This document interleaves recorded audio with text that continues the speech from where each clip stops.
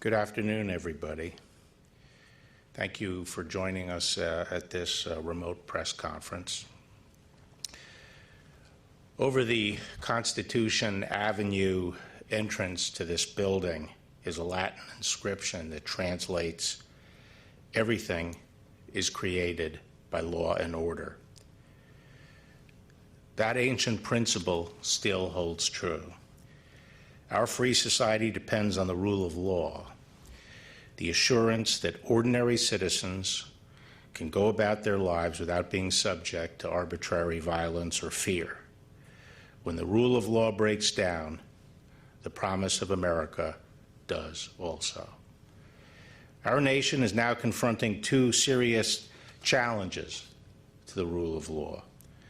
The first is a long-standing one, but was recently crystallized and driven home by the killing of George Floyd in Minneapolis. The video of the police conduct in this episode, as I said before, is harrowing. When you watch it and imagine that one of your own loved ones was being treated this way and begging for their lives, it is impossible for any normal human being not to be struck to the heart with horror. This matter is being pursued by both the state and the federal government. The state has filed already second-degree murder charges against one of the officers and aiding and abetting charges against the other three officers. As we typically do in cases such as this, the Department of Justice and the FBI is conducting a parallel and independent investigation into possible violations of federal civil rights laws. The President has directed me to spare no effort. We are coordinating our work with the Attorney General of Minnesota, and as a matter of comedy, the Department of Justice typically lets the state go forward with its proceedings first. This afternoon, our United States Attorney in Minnesota and the FBI Special Agent in charge of our Minneapolis field office, the FBI's field office, will attend a memorial service for Mr. Floyd. Today is a day of mourning, and the day is coming soon, I am confident, when justice will be served. George Floyd's death was not the first of its kind, and it exposes concerns that reach far beyond this particular case. While the vast majority of police officers do their job bravely and righteously, it is undeniable that many African Americans lacked confidence in our American criminal justice system. This must change. Our Constitution mandates equal protection of the laws, and nothing less is acceptable. As the nation's leading federal law enforcement agency, the Department of Justice will do its part.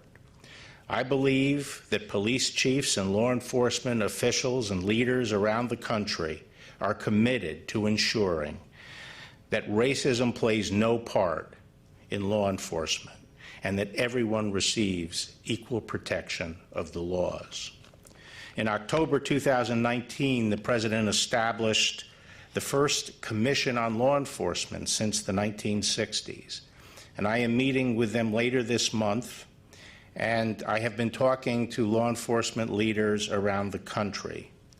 And in the weeks and months ahead, we will be working with community leaders to find constructive solutions so that Mr. Floyd's death will not have been in vain. We will work hard to bring good out of bad.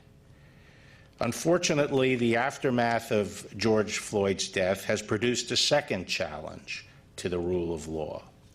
While many have peacefully expressed their anger and grief, others have hijacked protests to engage in lawlessness.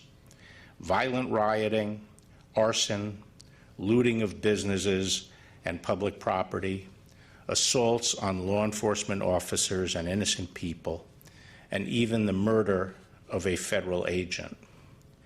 Such senseless acts of anarchy are not exercises of First Amendment rights. They are crimes designed to terrify fellow citizens and intimidate communities. As I told the governors on Monday, we understand the distinction between three different sets of actors here. The large preponderance of those who are protesting are peaceful demonstrators who are exercising their First Amendment rights. At some demonstrations, however, there are groups that exploit the opportunity to engage in such crimes as looting. And finally, at some demonstrations, there are extremist agitators who are hijacking the protests to pursue their own separate and violent agenda.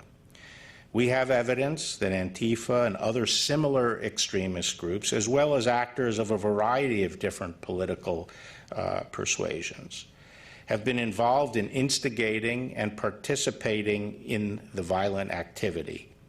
And we are also seeing foreign actors playing all sides to exacerbate the violence.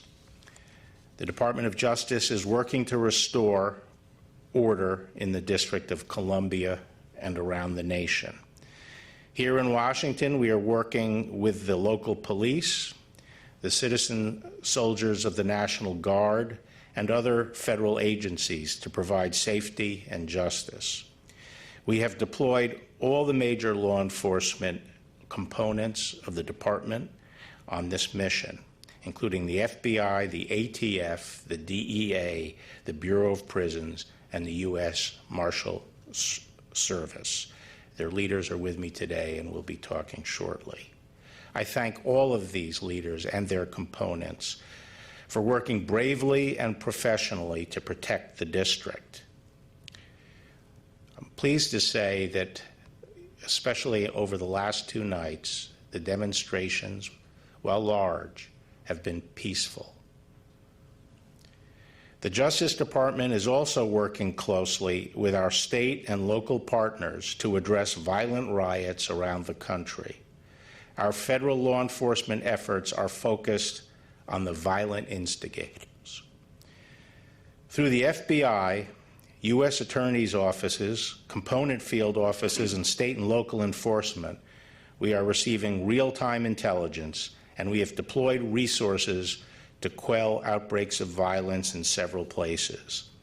I urge governors and mayors and other state and local leaders to work closely with the National Guard and with us.